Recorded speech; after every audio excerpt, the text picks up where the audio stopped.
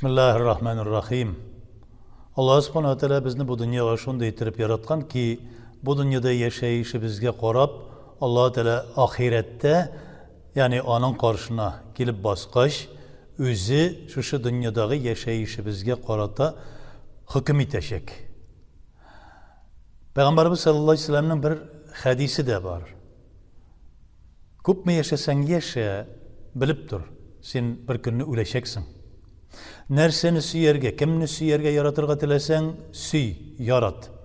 Sen bir günni onlardan ayrılacaksın. Ko'pmi nerse işlerge tilesen işle, bilip dur, cazasını alacaksın.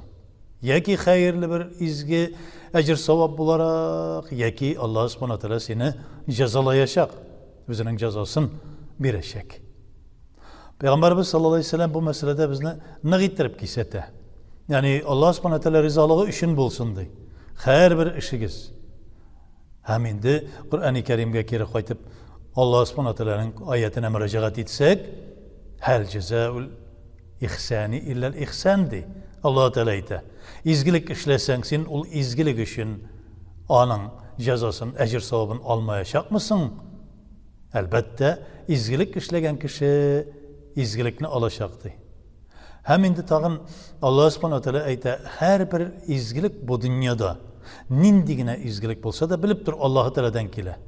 Hatta sana bir kiçkinikine bir şatlıklı bir habergine bolsa da Allah Teala'dan. Nindidir bir naşarlık bolsa, ağırlık keletirgen bolsa, bilip dur bu senin özünden. Çünkü Allah Teala'nın kuşkanın emir buyruğunu ötemedin, kılgan işlerin Allah Teala rızalığı için bulmadı. Her bir işimizde, her bir hareketimizde, her bir bu dünyadaki adımımız, durmuşumuz, suluşumuzda Allah Teala'nın rızalığını tutarga, Allah Teala kuşkanın öterge tırışırga gerek. Ya Rabbim her birimizge de senin rızalığın boyunca bu dünyada yaşayıp, bu dünyadan iman bilen ötüp ketip gelecekte Livaul Hamd degan bayrağı, Peygamberimiz sallallahu aleyhi ve sellem'in bayrağı aslında toplanıp turdan turu cennetke kirişlerden bulmamızı nasip et. Rabbena atina fid dünya haseneten ve fil ahireti haseneten ve qina azabennar. Allah